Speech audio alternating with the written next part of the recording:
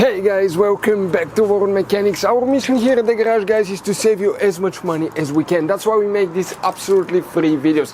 Let's go ahead and start on it now.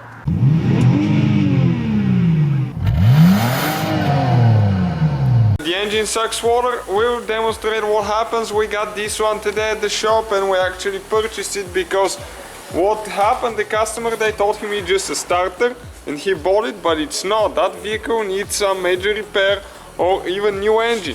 If you put a socket or a wrench on the pulley, on the crankshaft pulley, and you try to turn the motor, as you can see, that thing is locked up pretty good. It doesn't move either way. So pretty much stuck there.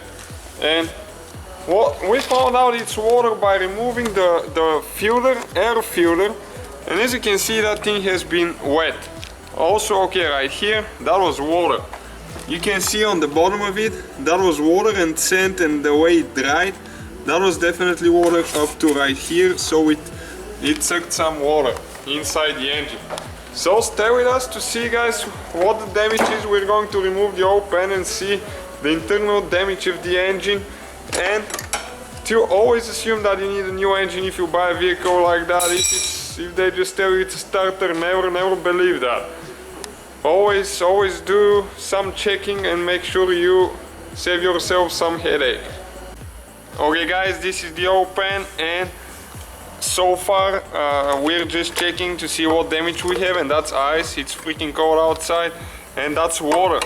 When they drove the engine through high water, it got water in the oil, as you can see. And the oil, when you put a dipstick, it looked good, but because you measure it mostly on the top, not on the bottom, and as you can see, that's not good, guys. So now we're going to go ahead and check the connecting rods and see how many of them are bent, or if something else is bent, not letting the engine turn over.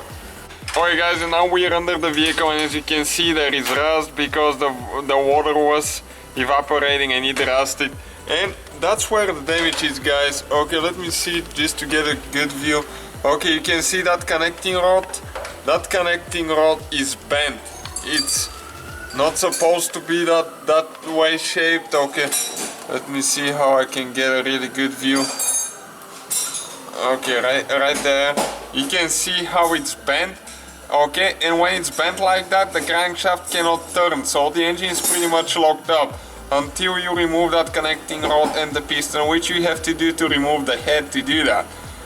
And you have to remove both heads on the V6 to clean the cylinders if you're planning on reusing that engine. Most of the times you won't be able to save it, but probably 20%, 30% of the time you'll be able to save it. So that's what kind of damage water can do to your engine, guys. So never run and drive your car in high water. Always go slow, never go fast through high water, because you will be risking your engine and getting a new engine. Thank you guys for watching. Don't forget to subscribe. Hopefully, guys, the video was helpful. Please do not forget to comment, like, subscribe. That way we can keep making these absolutely free videos. Guys, we have more than 19,000 free repair videos on our YouTube channels that can, guys, save you thousands of dollars in future repairs. Check them out. Thank you guys for watching and see you next time.